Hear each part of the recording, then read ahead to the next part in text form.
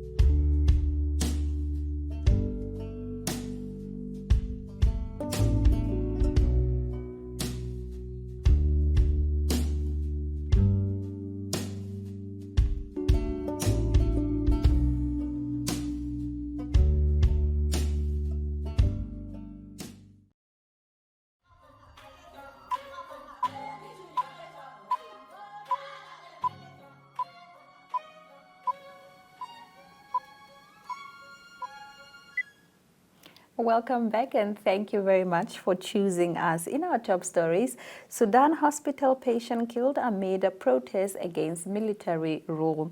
A patient standing on the hospital balcony was killed by a stray bullet fired by security forces in Sudan on Sunday, medics said, as protesters pursued a 4-month campaign against military rule. A 51-year-old man was shot while trying to get fresh air amid heavy tear gas in the city Bahri across the Nile from Khartoum, the Central Committee for Sudanese Doctors, a group aligned with the protest movement, said. The death brought the number of the people killed since the protest began to 82. Police had no immediate statement on the death and could not be reached for comments. Now, in our next story, Mozambique, hackers take down several state portals. Now, several portals of Mozambican public and government institutions were partially inoperable today, replaced by a page announcing a cyber attack. Now, hacked by Yemeni hackers is the title of the page showing on the hacked websites, written in English and sporting an image of a man wearing a headscarf and brandishing a machine gun. Now, the image appears replicated when one tries to enter different sites. Among the targets are the portals of the National Institute for Disaster Management, the National Roads Administration, the Southern Regional Administration, and the National Land Transport Institute. Now, in other cases, the page announcing the attack is present on the sites, but may go unnoticed and only appear if directly invoked in the address, as is the case of the Ministry of Defense. The page replicated on all the inoperable sites announces in the footer that there has been data extracted and that it will be sold at a low price, but without displaying evidence. U.S. warns UN. Russia has a list of Ukrainians to be killed or sent to camps in the event of an invasion. Washington, the United States have warned the United Nations it has information that Russia has a list of Ukrainians to be killed or sent to camps in the event of an invasion, and this is according to a letter sent to the UN rights chief and obtained by the AFP on Sunday. The letter, which comes as Washington warned of an imminent invasion by Russian troops massed near the Ukrainian border, says the U.S. is deeply concerned and warns of potential human rights catastrophe. The U.S. has credible information that indicates that Russian forces are creating lists of identified Ukrainians to be killed or sent to camps following the military occupation, the letter says.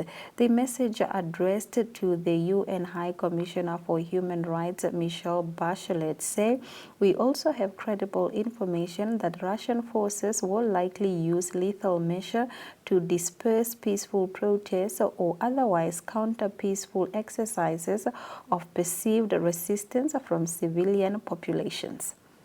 Now, torrential rains kill 6 people in La Lua, northern Mozambique.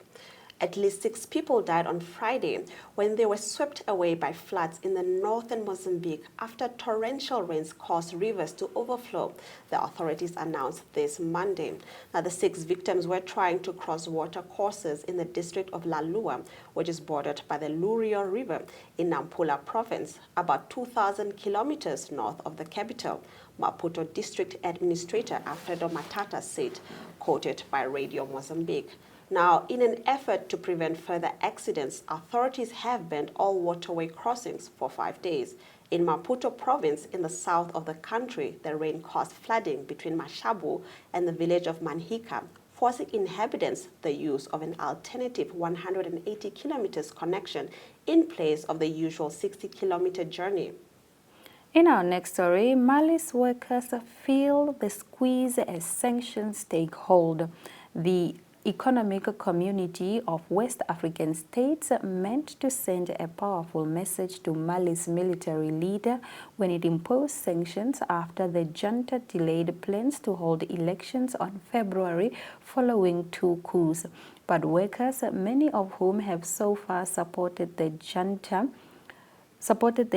for ousting popular President Ibrahim Boubacar Keïta in 2020, are worried about the outsized impact on ordinary citizens in one of the world's poorest countries. Hundreds are being laid off. Goods for import are stuck in mammoth traffic jams at border crossing. Cotton and gold, major economic drivers, cannot reach regional buyers. How successful the sanctions are in forcing Mali's leader to hold elections sooner, or they will reduce support of the junta, could influence how ECOWAS seeks to punish other coup leaders in Guinea and Burkina Faso who have also snatched power over the past years. ECOWAS says it is imposing the sanction because Mali's leader said they would delay elections until December 2025, nearly 4 years later than they originally agreed. The economy is under severe strain. Mali has defaulted on a $54 billion, $93 million in interest and principal payments since January. Data from the West African Monetary Union Debt Agency, Umatoya, shows. We'll be right back after this commercial break. Swiping or tapping your FNB Visa card is the safest, easiest, most rewarding way to transact. Because if you swipe your FNB Visa debit or credit card 3 times a month, you'll automatically be entered into the draw to win your share of a mammoth 250,000 Namibian dollars. Competition ends 15 February 2022. T's, C's and rules apply. Switch to FNB, Bank of the Changeables.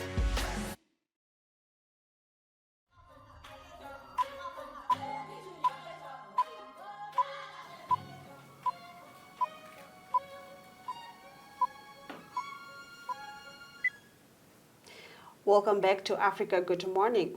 Now in our next story, Nigerian airstrike kills children in Niger. Now an airstrike by the Nigerian army targeting bandits has left 7 children dead and 5 others wounded by mistake in the Maradi region of the southern Niger, a local governor told AFP on Sunday. Now, there was a mistake with the Nigerian strikers on the border that resulted in victims on our territory in the village of Nashade on Friday, said Chaibu Abubakar, governor of the Maradi region close to Nigeria. Now, the victims are 12 children, 7 of them dead and 5 wounded. Now, 4 children died instantly and 3 others succumbed to their injuries while being transported to the hospital, he said. Now, according to the governor, he believes the planes were targeting armed bandits in the border areas, but missed their target, hitting Nashade instead. In our next story, Zimbabwe opposition says 80 supporters were arrested while campaigning. Zimbabwe's main opposition party has said at least 80 of its supporters were arrested on Saturday while campaigning door-to-door ahead of church parliamentary by-elections next month, the party said. The Citizen Coalition for Change said they were being detained in the city of Masvingo, 300 kilometers south of the capital, Harare. They were campaigning. The charges are unclear. CCC spokesperson Fadzai Mahere told AFP a day ahead of a planned rally to launch the party's election campaign in the capital. President Emerson Mnangagwa last week told thousands attending a rally for the ruling party ZANU-PF that no opposition would rule the country anytime soon. Police have carried out several arrests in recent days. Now, in our next story, uproar over Namibia's 5.9 million auction of 57 elephants. Now, there's been an uproar in Namibia over the country's capture and auction of 57 elephants worth 5.9 million Namibian dollars.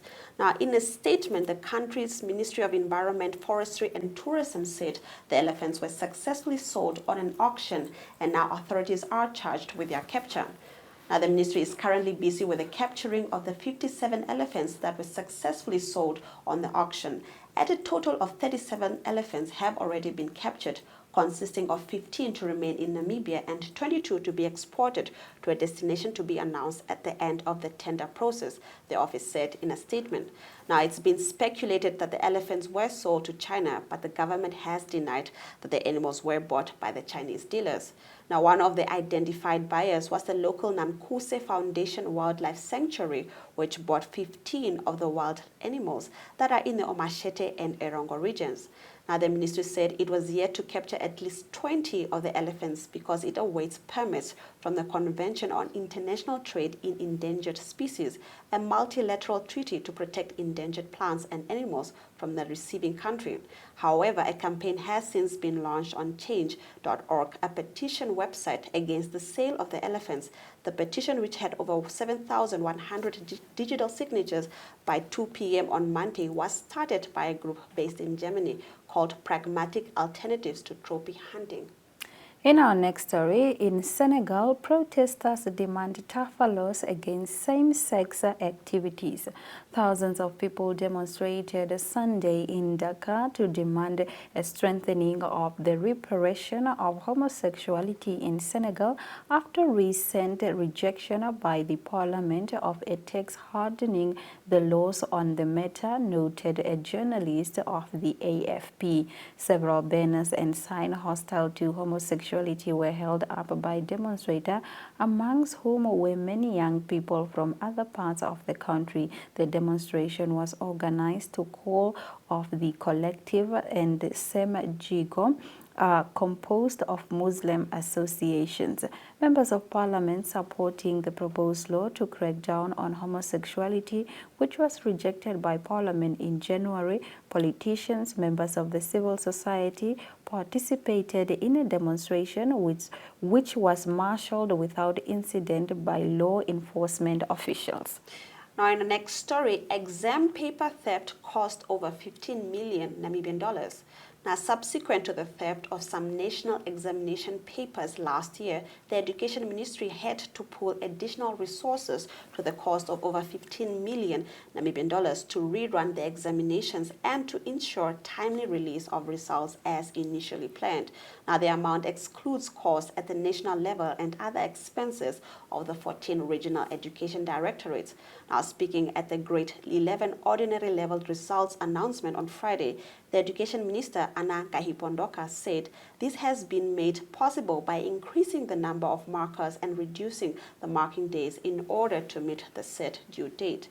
Now the 32 examination papers involving grade 11 and 12 ordinary subjects were stolen, which led to the cancellation of the examination of all affected subjects, which were consequently rewritten earlier this year. According to a report from the ministry, the trail of the investigation shows the theft of the examination originated from papers intended for the visually impaired candidates. All right, those have been our stories. We'll be right back after this commercial break. Stay with us.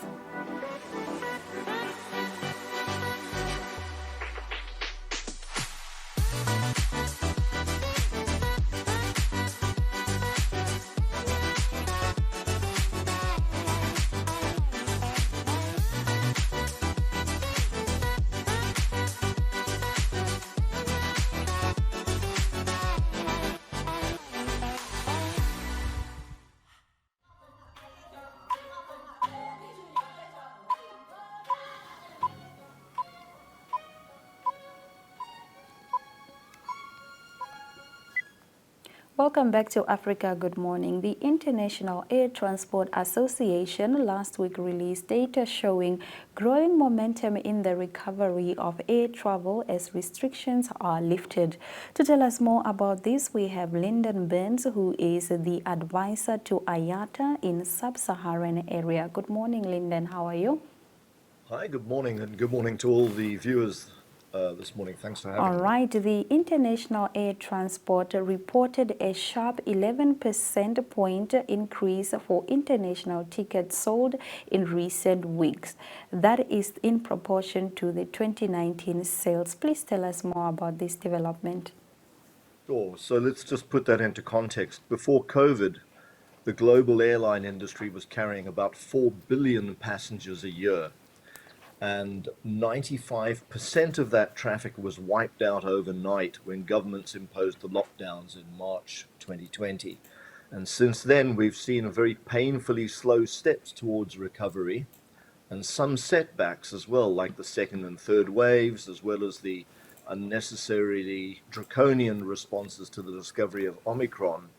And I'm afraid to say this morning's invasion of Ukraine, of some of the separatist territories there, doesn't bode well either for the recovery, and I fear that there may well be a setback from that too.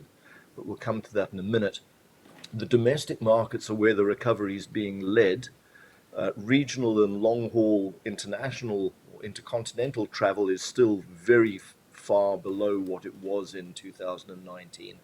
And although we saw an 11% rise in bookings, which was very encouraging, we could see that that correlated very closely with the relaxation of travel restrictions in many countries, the announcement that Australia was reopening this week, and announcements by other countries that they intend to reopen their borders very soon. But we're probably around about 49% of where we were this time in February 2019. All right. Now, an IATA survey of travel restrictions for the world's top 50 air travel markets revealed the growing access available to vaccinated travelers. How many markets are now open to fully vaccinated travelers? IATA did a study of 50 markets, or survey of 50 markets, and those 50 markets are the ones that accounted for about 92% of all air travel in 2019. 18 of them, or 20% of the market, are open to vaccinated travelers, but without any quarantine or pre-departure testing requirements. They're part of a larger group of 37 that are open to vaccinated travels, but where they still apply some sort of quarantine or pre-departure test or something similar to that. All right, how many countries still have travel barriers in place right now? Well, every one of them except for those 18 that still apply some sort of travel restrictions. And this is a problem not just for the airline industry, but for business and leisure travel and the hospitality sectors, for trade, for commerce, for jobs and entire economies, because the uncertainties that are associated with those inconsistent travel restrictions deter people from traveling.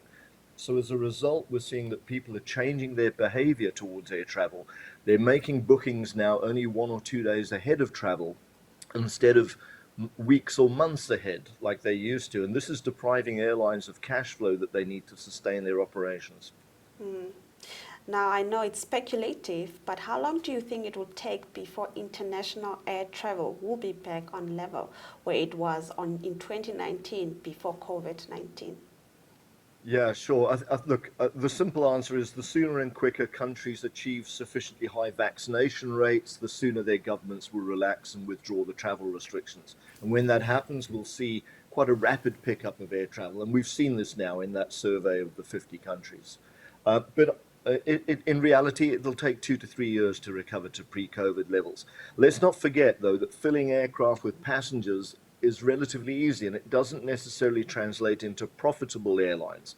Many carriers are still struggling to cover their costs and rely on discounted fares to stimulate demand. So in some cases, this is more about needing to fly in order to reduce losses, not make profits.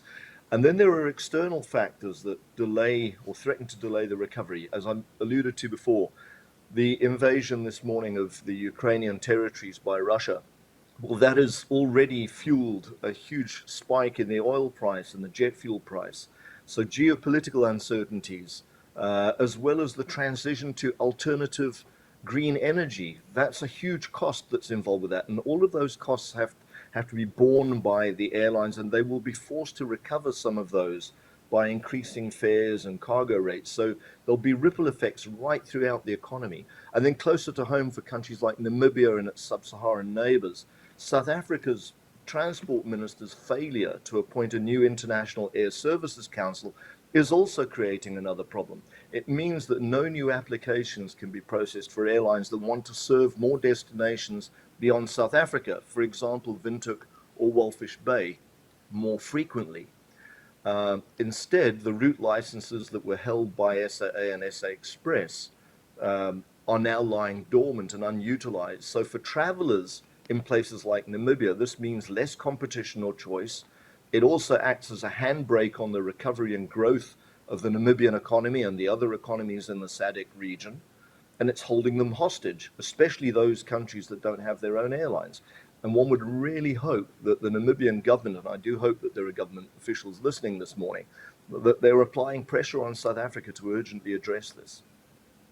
All right. Thank you very much, Lyndon, for disseminating that information and for joining us on Africa Good Morning.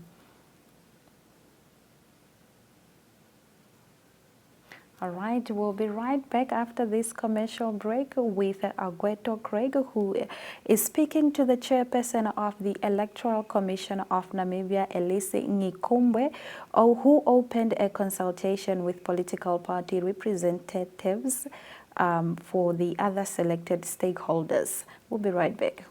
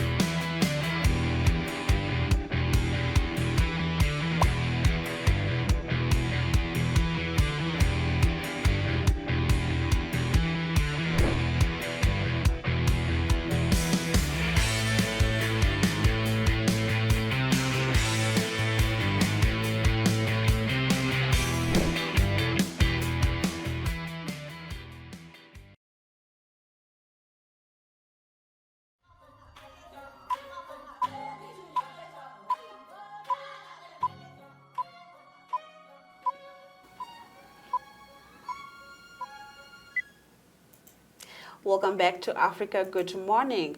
Now, chairperson of the Electoral Commission of Namibia, Elsie Ngikumbwe, opened a consultation with political party representatives and other selected stakeholders on Friday, the 18th February 2022, to discuss the Commission's plan for the next 5 years. Now, Chief Election Official Tio Muyoro expands on what the Commission will have to achieve in 2024 and 2025 in particular. This video was contributed by Agweto Craig. We are excited about the transformational journey that we have started and look forward to the opportunities that lie ahead. The next 5 years will be guided by specific objectives and priorities that support our vision, mission, and values.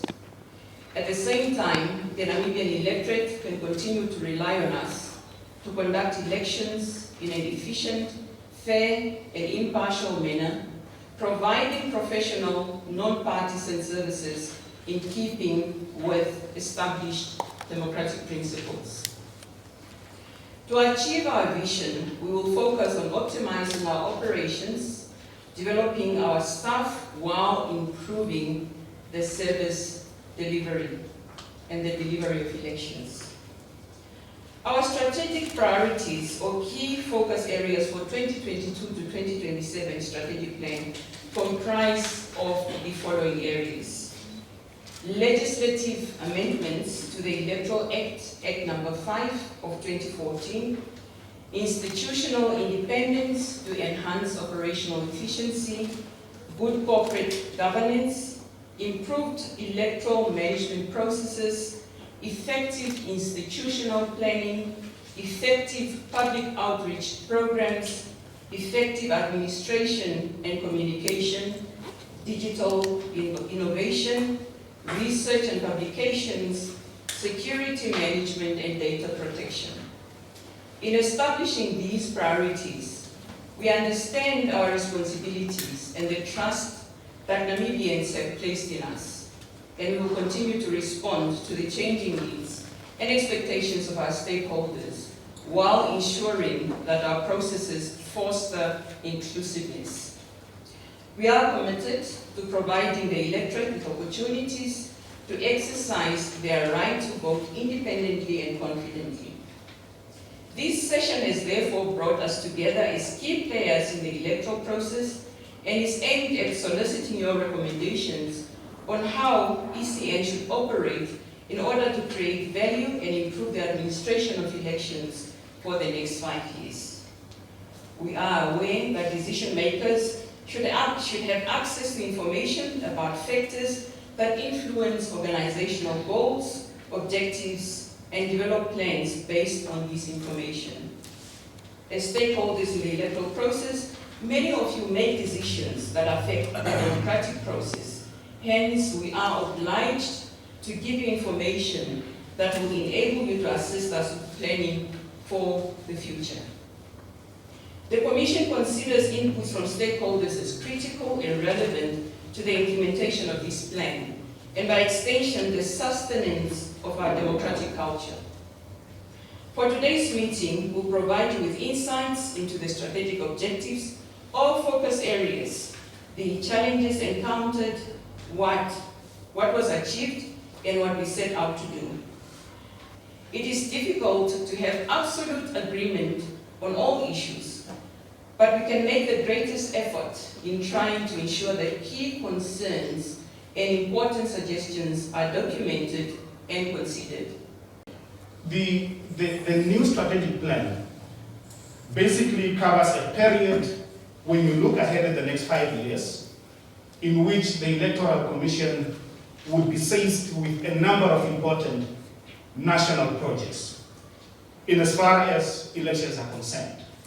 First of all, at the beginning of the year 2024, we will conduct what we call a general voters registration exercise.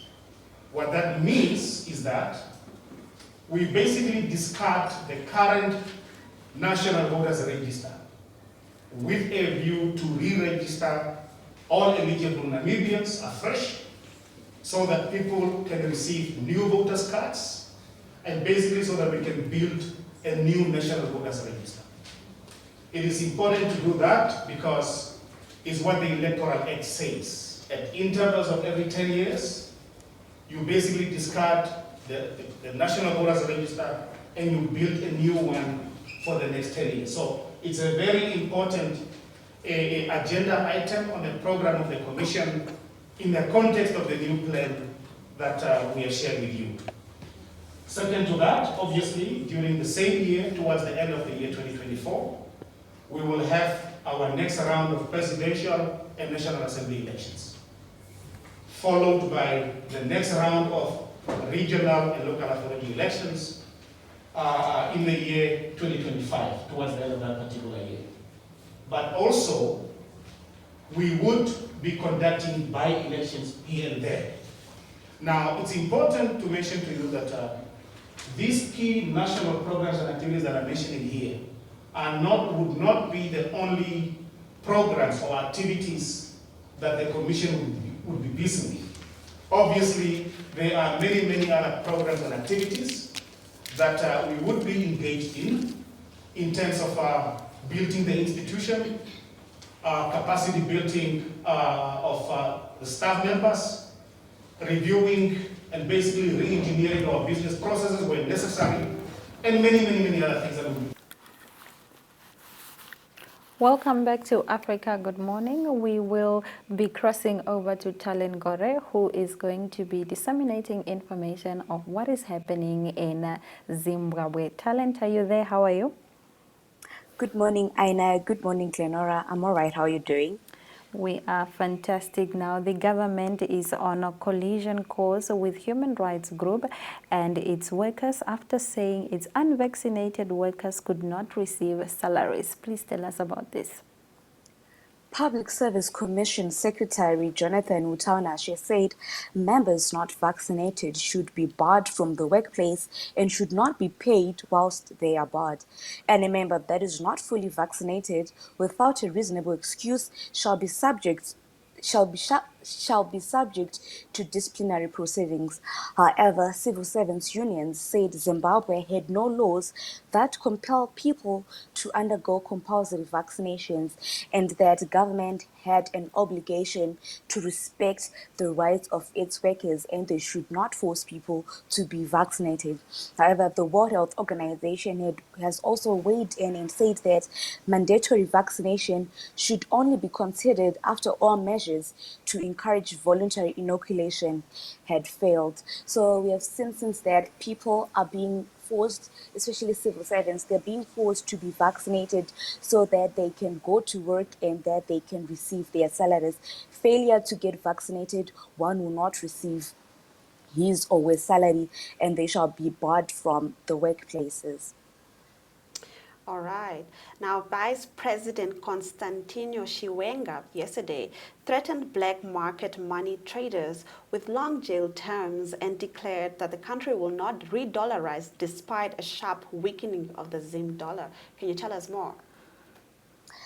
Vice President Constantino Chiwenga threatened black market traders and said that black market trade was fueling spikes in prices of basic goods and services. Chiwenga said that the government was trying to fix the black market rate, which he said had destabilized the economy. Well, as of today, the official exchange rate stands at $1 is equivalent to 120 Zimbabwean dollars, while the unofficial black market rate is at $1 is equivalent to 230 Zimbabwean dollars. So Vice President Constantino Chiwenga has threatened all those black market money traders with long-term jail terms and said that they are fueling a spike in prices of basic goods and services. All right, the Citizen Coalition for Change, Nelson Chamisa, has boldly claimed that he is going to be the next president of Zimbabwe. Please tell us more. Well, there was a rally in Zimbabwe for the Citizens Coalition for Change Party, CCC, on Sunday, where its leader, Nelson Chamisa, boldly claimed he will be Zimbabwe's next president, saying that ZANU-PF leader, President Emmerson Mnangagwa, has no chance of winning next year's presidential elections. He said this in his address to multitudes of CCC supporters at the Zimbabwe grounds in Harare Highfields, who defied police restrictions and marched to the venue after the law enforcement agents barred them from using buses and they mounted roadblocks on all major roads. Chamisa also took a swipe at the Zimbabwe Electoral Commission, saying that his party will wage a sustained war against the electoral body until it addresses allegations of manipulating the voters' roll and alleged mismanagement of elections. So this was the first rally that the CCC party actually held on Sunday. Well, I love to hear it. I love the manifestation. Thank you very much, Talent, for joining us on Africa Good Morning. Thank you very much for having me.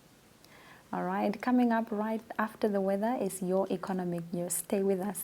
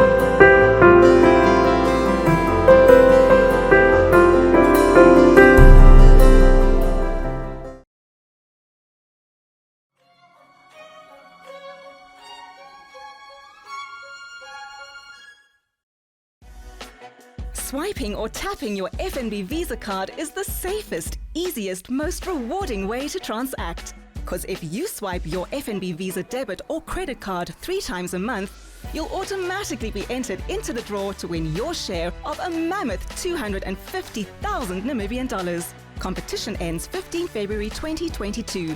T's, C's and rules apply. Switch to FNB, Bank of the Changeables.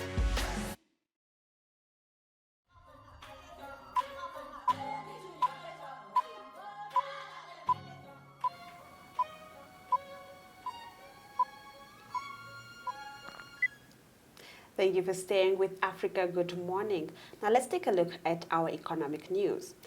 Now Shell says Tanzania's LNG project is making good progress. Now Shell has made good progress with the Tanzanian government in recent months to advance a liquefied natural gas project to tap the East African country's huge gas resources, as Shell executives said on Monday. We have seen some real quick progress over the last year compared to what had been a much slower progress before, and we continue to be hopeful that we can take this project all the way through to final investment decision at some stage, Shell's head of integrated gas, Wael Sawan, said. Now, the development of Tanzania's vast offshore gas resources has been held up for years due to delays in government licensing agreements, but Sawan told reporters that some fiscal disputes have now been resolved. Now, Shell operates Block 1 and Block 4 of Tanzania, which holds 16 trillion cubic feet in estimated recoverable gas. It aims to develop an LNG project together with Norway's Equinor. Now, Equinor also operates Block 2, in which ExxonMobil also holds a stake and which is estimated to hold more than 20 trillion cubic feet of gas. South Africa Sasol to offset output shortfall through prices. South Africa Sasol Ltd will be able to mitigate the impact of a production shortfall on profit and cash generation for full year through high crude oil and chemical prices, its CEO said on Monday. The world's biggest producer of oil product and chemicals from coal reported earlier that the core profit for 6 months ended on the 13th of December has tripled thanks to a surge in crude and chemical prices. It has flagged in December that the production at its biggest facility in South Africa and the Secunda operations would be hit due to the availability and quality of coal. Sasol had revised its year-end target for production from SO to 6.7 to 6.8 million tons, down over 8% of its earlier plan. Now, new water treatment plants for Rundu Oshakati. Now, the Minister of Agriculture, Water and Land Reform, Carl Schleitwein, announced on Friday that Oshakati will soon get a new 50,000 cubic meter water purification plant as part of a water development program in the country. Now, this will be in addition to the existing plant that has a capacity to treat 40,000 cubic meters of water supplies through the 150 kilometers Kalik-Oshakati Canal from Kalikwa Dam in southern Angola. He said the Oshakati water treatment works supplies potable water to urban centers and rural areas of the Oshana, Ohangwena, and Oshikota regions. Now, the plant thus supplies an estimated 70% of the treated drinking water to this area that serves at least 40% of the country's population, Schleitwein said. Now, the project will be financed through funds from the African Development Bank of Namibia and for the Namibia Water Sector Program. Iringa firms secure market in EU for organic charcoal. Iringa-based tractor company Ltd has secured a market to export its organic charcoal briquettes to the European Union countries. The company's achievement has come after obtaining East Africa's first Forest Stewardship Council certificate issued for briquette charcoal and other wood products. The company produces sustainable and organic charcoal briquettes, firelighters, and other bio-waste products, also known as sustainable charcoal. Currently, the company exports its products to Germany, but plans a foot to trade in Belgium, the United Kingdom, and the Netherlands, where they have secured orders. We are planning to export 2,500 tons this year, which is equivalent to about 220 tons a month, said the company's Chief Executive Officer, Master Benjamin Lane, during his interview with The Citizen. And those have been our economic news. Coming up next, economic indicators.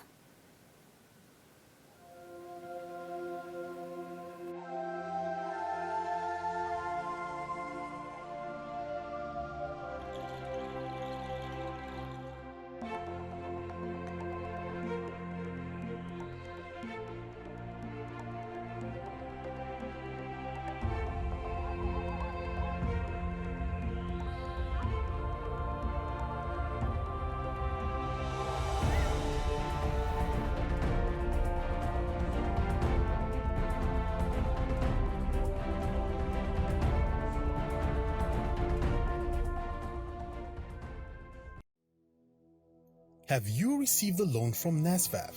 NSFAF loan is the same as any other loan. It must be paid and settled. NSFAF has a set of guidelines on how you can repay your loan and become debt-free. Therefore, it is important that you, a former beneficiary and a responsible Namibian, show your patriotism by helping pay back your loan and thus helping NSFAF become a revolving fund for the benefit of future potential students. By failing to pay back your NSFAF loan, you risk being blacklisted or having a court order against you. So arrange with the fund to pay back your loan today. For more information on how you can repay your loan, visit our website at www.nasfaf.na or visit our Facebook page or Twitter. Do the right thing and hashtag payback the money.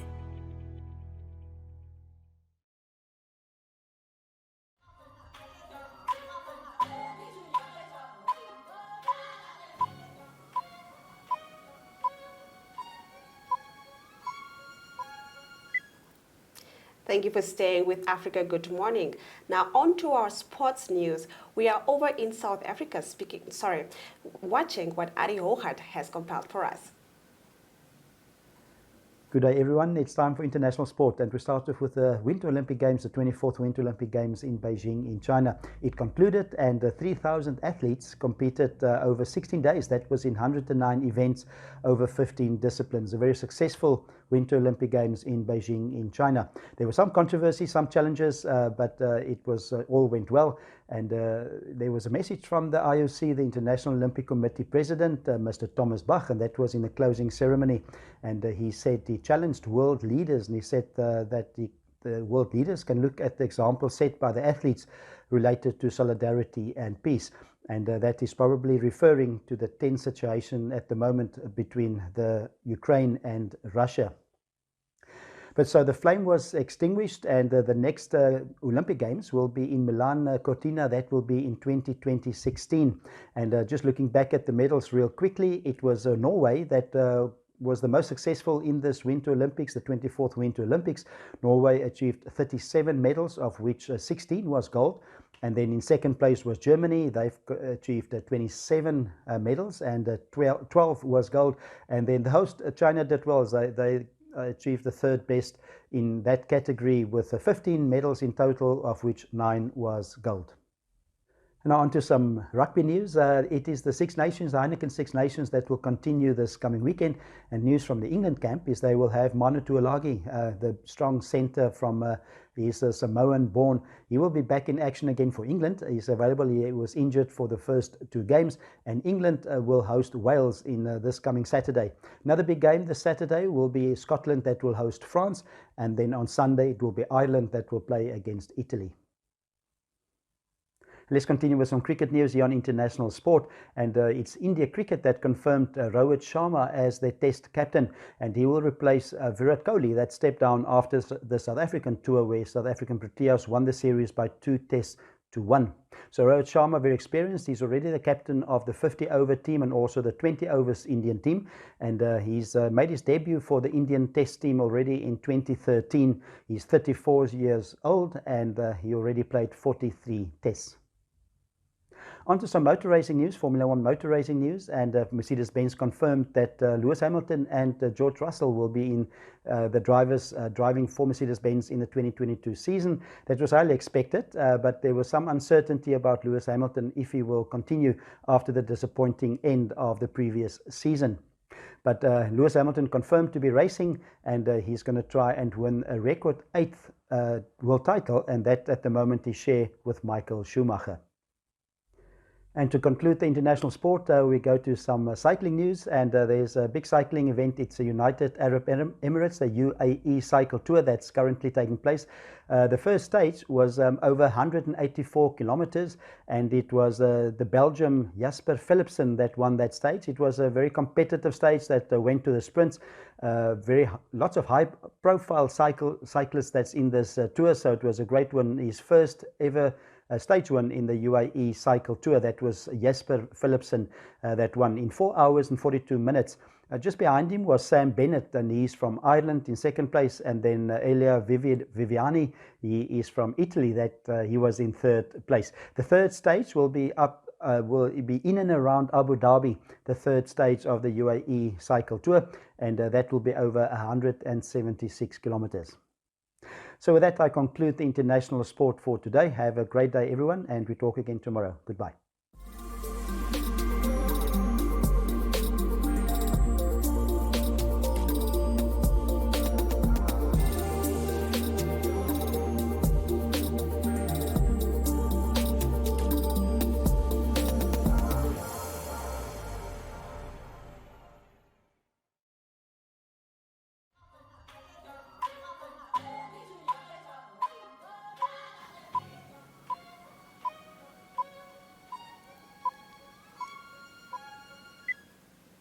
Welcome back to Africa Good Morning, and thank you very much for watching. If you've missed our top stories this morning, here are the headlines.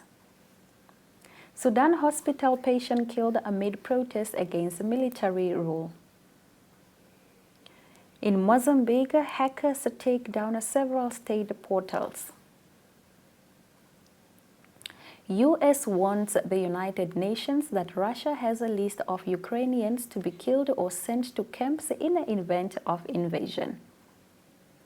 Torrential rain kills 6 persons in Laula, northern Mozambique. Mali's workers feel the squeeze as sanctions take hold. Shell says Tanzania LGN project is making good progress. Those have been our stories. Once again, thank you very much for joining us. And with that, we've come to the end of our show. Now remember that Africa Good Morning is repeated on our website and DSTV channel 285 and on the One Up 2 website at 8:30 to 9:30 a.m. Now please share your comments regarding our program on our Twitter and Facebook pages. We shall also welcome any short videos or even photos from happenings in your parts of Africa and include it in a segment in our program. I am Glenora Shipura and this is Aina Reza Kweyo. It's all our love, all our light. God bless.